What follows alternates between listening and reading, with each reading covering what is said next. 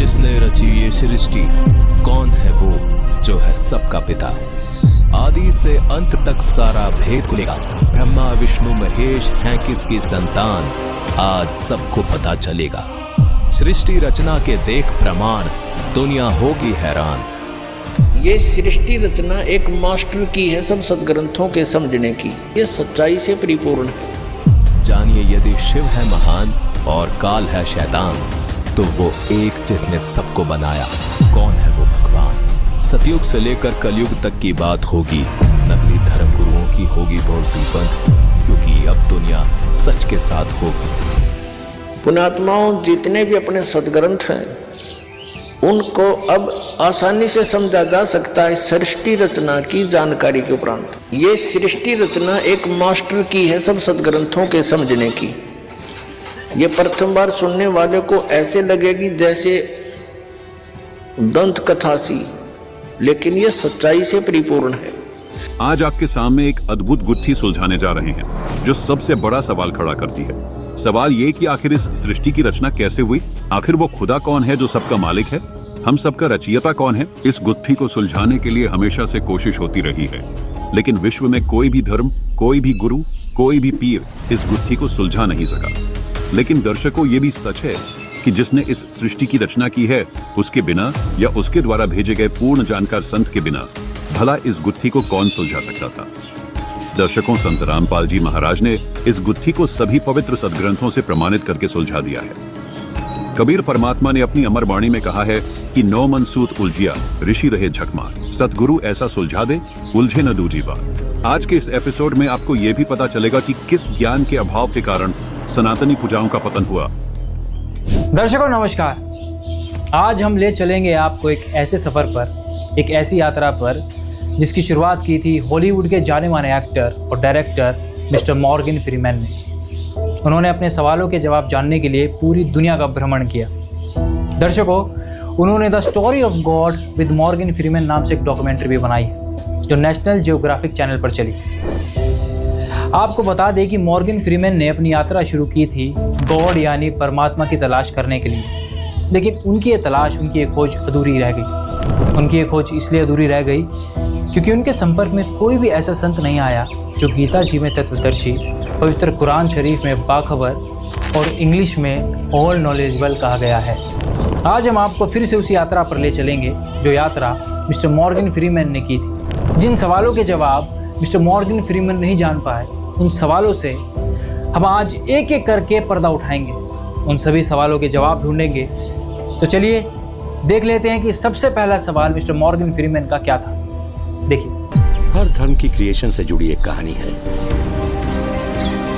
तो वो कहानियां क्या बताती हैं हमारे बारे में, हम कौन हैं, कहां से आए हैं। दर्शकों, मॉर्गन फ्रीमैन जिन सवालों के जवाब खोजने के लिए दुनिया भर के जिन धर्म गुरुओं, पादरियों, मौलवियों के पास जाने वाले हैं, क्या उनके पास मॉर्गन फ्रीमैन के सवालों के जवाब मिलेंगे, या फिर उनको भी सृष्टि रचना के ज्ञान को लेकर सिर्फ अधूरी जानकारी ही मिलेगी। बिल्कुल वैसी ही अधूरी जानकारी जैसी प्रेमानंद जी और अनिरुद्धाचार्य जी ने दी है। ये देखना काफी दिलचस्प रहेगा। चलिए देखते हैं मॉर्गन फ्रीमैन जी को अपनी इस यात्रा से सृष्टि रचना के बारे में क्या जानकारी मिलती है। मैं निकल रहा हूं ये जानने कि इस सृष्टि की रचना कैसे हुई। मिस्टर मॉर्गन फ्रीमैन अपनी यात्रा के दौरान अलग अलग देशों में गए और अलग अलग देशों में जाकर उन्होंने अलग अलग धर्मों के लोगों से सवाल किए। उन्होंने सवाल किए कि हम कौन हैं, कहाँ से आए हैं, सृष्टि की उत्पत्ति कैसे हुई, इस सृष्टि को बनाने वाला कौन है, यानी भगवान कौन है। हमारी धरती पर इंसान अरबों की तादाद में है। ये यकीन करना मुश्किल है कि हम एक आदमी और एक औरत से जन्मे हैं, मगर ऐसा है। कौन थे वो, कब और कहां रहे थे। दर्शकों, मॉर्गन फ्रीमैन का कहना है कि इस दुनिया में अरबों व्यक्ति हैं। उनका कहना है कि ये मानना थोड़ा मुश्किल है कि हम सब एक ही औरत और पुरुष से आए हैं, लेकिन वो कहते हैं कि ये सच है। वो इस बात को बिल्कुल सही और सच मानते हैं। वो आगे पूछते हैं कि हम जिस आदमी और औरत से आए हैं ये कौन थे। कब आए थे, कहाँ रहे थे? इस सवाल का जवाब जानने के लिए वो इटली जाते हैं और 2 अलग अलग पादरियों से मिलते हैं। अब मेरी इच्छा विज्ञान और जूडाइयो क्रिश्चियन की दुनिया की शुरुआत की कहानी जानने की है। इसलिए मैं आया हूं रोम, जहां माइकल एंजेलो की शानदार Sistine Chapel ceiling Book of Genesis को चित्रों में झलकाती है। 6 दिन में गॉड ने रोशनी बनाई, फिर सूरज, फिर चांद और फिर बनाया आदमी को।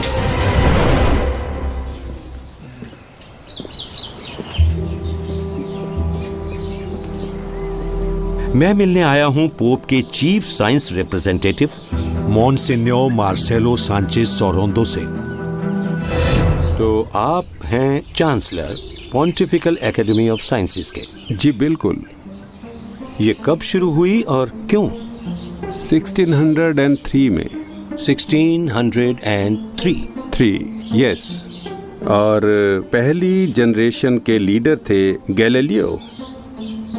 तो एक नई एकेडमी बनाने का सोचा गया जहां चीजों के होने के साइंटिफिक रीजन डेवलप किए जाएं। हम दुनिया के आइडिया को 2 अलग अलग तरह से देखते हैं। इनमें से एक तो है जेनेसिस और एक है बिग बैंग। दरअसल बिग बैंग कोई क्रिएशन नहीं है, ठीक है? क्योंकि हम नहीं जानते, हमें नहीं पता कि बिग बैंग से पहले आखिर था क्या। यही तो सवाल है मेरा। और यही वजह है कि क्रिएशन का कोई ताल्लुक नहीं है इस बिग बैंग से। दूसरी बात ये कि बाइबल का जो क्रिएशन का आइडिया है वो कोई साइंटिफिक आइडिया नहीं है। या कहें कि साइंस ना इसे साबित कर सकती है ना इनका। बिल्कुल, हम कहते हैं बाइबल में ही है क्रिएशन का आइडिया, पर जियोलॉजिकली माने तो ये क्रिएशन साइंटिफिक नहीं है, क्रिएशन के हिसाब से। Thank you Andy. Catholic church अब बुक ऑफ जेनेसिस को कायनात के शुरू होने की हूबहू दास्तान नहीं मानता। मॉर्गन फ्रीमैन जी पहले जिस पादरी से मिले थे वो उनको बताते हैं कि बिग बैंग और जेनेसिस का आपस में कोई संबंध नहीं, और साथ ही वो ये भी कहते हैं कि जेनेसिस साइंटिफिक भी नहीं लगती। लेकिन मॉर्गन फ्रीमैन जी पादरी की इस बात का गलत निष्कर्ष निकाल लेते हैं। वो कहते हैं कि कैथोलिक चर्च जेनेसिस को नहीं मानता। आगे इसी श्रृंखला में मॉर्गन फ्रीमैन जी मिलते हैं एक और पादरी से जो कि एक विशेषज्ञ और एस्ट्रोनोमा है। तो मॉर्गन फ्रीमैन जी को बताते हैं कि जिस तरह की ये सृष्टि है उसको बनाने वाला भी गॉड जरूर है, तो स्पेस और टाइम के परे है। तो गॉड में यकीन होना आज की कॉस्मोलॉजी में कैसे फिट बैठता है? इस गजब की ऊंची मेहराबदार सीलिंग से लगता है कि हम पहुंच गए हैं जन्नत में। जी हाँ, एक तरह से कह सकते हैं। इसमें जन्नत को ही दिखाया गया है, a theological heaven। मेरे साथ हैं फादर जिसेपी टेंजेलानीटी, जो वेटिकन ऑब्जर्वेटरी में एक वैज्ञानिक हैं। आपसे मिलकर बहुत ही हैरान हूं मैं। आप एस्ट्रोनॉमर हैं और आप एक होली मैन भी हैं। जी, मेरी फील्ड ऑफ स्टडी रही है radio galaxies, quasars, extra galactic objects, और ये एक अलग तरह की जन्नत है। मुझे याद है जब हम देख रहे होते थे गैलेक्सी स्पेक्ट्रा को, तो मैं स्पेक्ट्रा का वेट करते वक्त प्रे किया करता था और कहता था, गॉड, आपने ये जो शानदार यूनिवर्स दिया है उसके लिए मैं आपका शुक्रगुजार हूँ। उस सब के बीच किसी पॉइंट पर आपके मन में सवाल आया होगा कि ये कायनात बनी कैसे है। हम मानते हैं, मतलब एक बड़ा फर्क है बाइबल में कायनात की शुरुआत पर लिखे हुए और विज्ञान के लिहाज से बिग बैंग के बीच में ये फर्क बहुत ही ज्यादा है। अगर मजहब के नज़रिए से बात करें तो दुनिया की शुरुआत का बहुत मेल है बिग बैंग से, क्योंकि पहली वजह की ज़रूरत तो होती ही है। क्रिएट करने वाला गॉड स्पेस टाइम से परे है, वो टाइम की हर हद से परे है। तो दुनिया को बनाने का काम आखिरी काम तो है ही नहीं, क्योंकि क्रिएशन वो जरिया है जिससे गॉड यूनिवर्स को बराबर थामे रखता है। जिसेपी और उनके जैसे दूसरों के लिए कॉस्मोलॉजी में न सिर्फ डिवाइन क्रिएशन की गुंजाइश है, बल्कि ये नए तरीके भी पेश करता है ईश्वर को स्पेस और टाइम के रहनुमा के तौर पर समझने के लिए।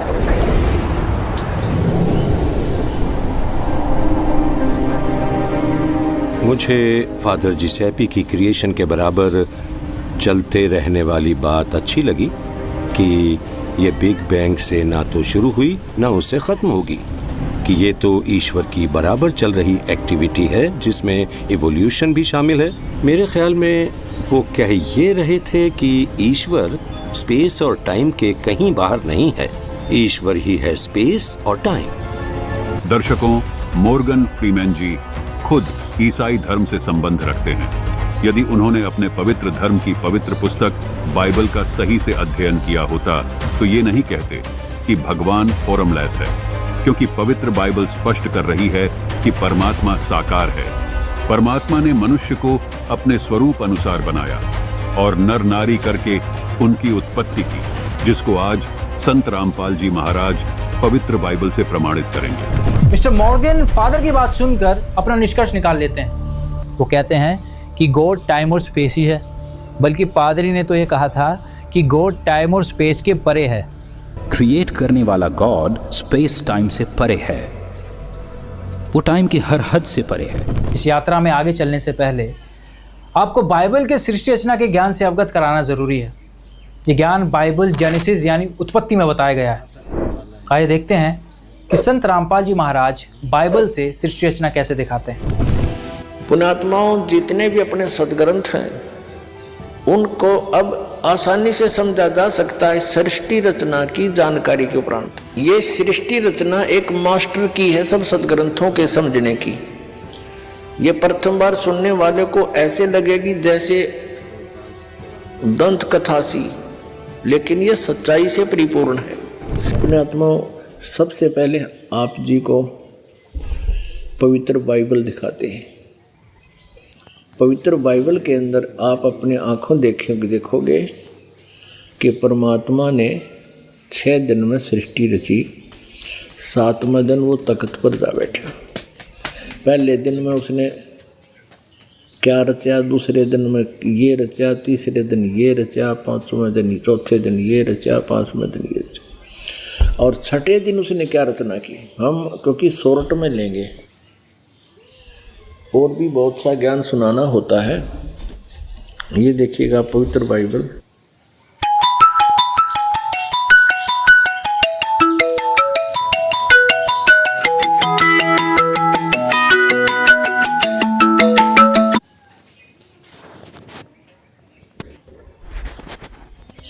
संपूर्ण जीवन अध्ययन बाइबल। इसका अंग्रेजी से हिंदी में अनुवादित है। ये उत्पत्ति नंबर 1 अध्याय है। यो आरंभ यहाँ से होता है और इसका प्रश्न नंबर 4 पे, प्रश्न नंबर 4 पे यहाँ से देखते हैं। आरंभ है, आदि में परमेश्वर ने आकाश और पृथ्वी की सृष्टि की। पृथ्वी बेडौल और सुनसान पड़ी थी और गहरे जल के ऊपर अंधियारा था तथा परमेश्वर का आत्मा जल के ऊपर मंडराता था। जब परमेश्वर ने कहा उजियाला हो तो उजियाला हो गया, और परमेश्वर ने उजाले को देखा, अच्छा लगा, और परमेश्वर ने उजियाले को अंधियारे से अलग किया। परमेश्वर ने उजाले को दिन और अंधियारे को रात कहा तथा सांझ हुई, फिर भोर हुआ। इस प्रकार यो पहला दिन हो गया। फिर और रचना की, सांझ हुई, फिर भोर हुआ। इस प्रकार ये दूसरा दिन हो गया। फिर ये सांझ हुई, फिर भोर हुई, ये तीसरा दिन हो गया।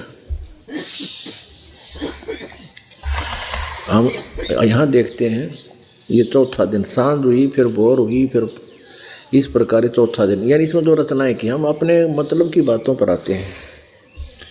5वां दिन, सांझ हुई, फिर भोर हुई, इस प्रकार 5वां दिन हो गया। पशु पक्षी पहले पैदा किए। अब देखो, अब फिर क्या, यहाँ से परमात्मा ने कहा, यहाँ 26वां श्लोक है ये, अध्याय 1 का ये 26वां श्लोक है। फिर परमेश्वर ने कहा, हम मनुष्य को अपने स्वरूप के अनुसार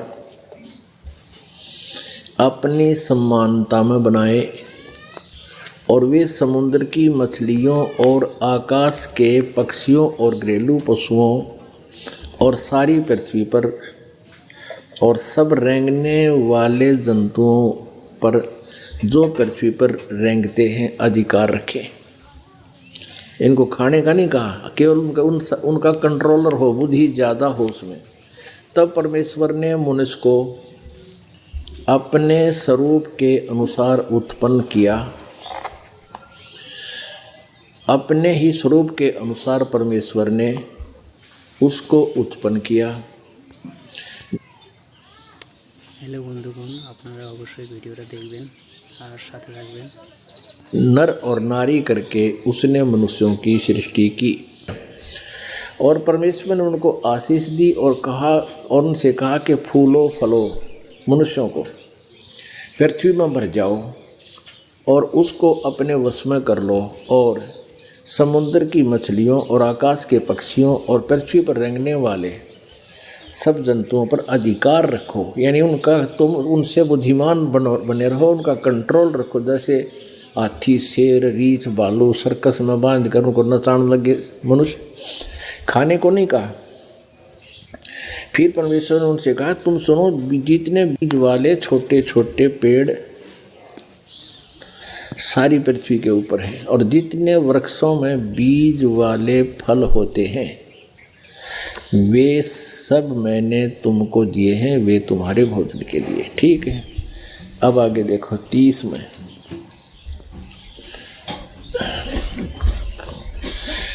और जितने पृथ्वी के पशु और आकाश के पक्षी और पृथ्वी पर रेंगने वाले जंतु हैं, उनमें जिनमें जीवन के प्राण हैं, उन सब के खाने के लिए मैंने सब हरे हरे पेड़ दिए हैं। और वैसा ही हो गया। तब परमेश्वर ने जो कुछ बनाया था सबको देखा तो क्या देखा कि वह बहुत ही अच्छा है। तथा सांझ हुई, फिर भोर हुई, इस प्रकार यूँ 6वां दिन हो गया।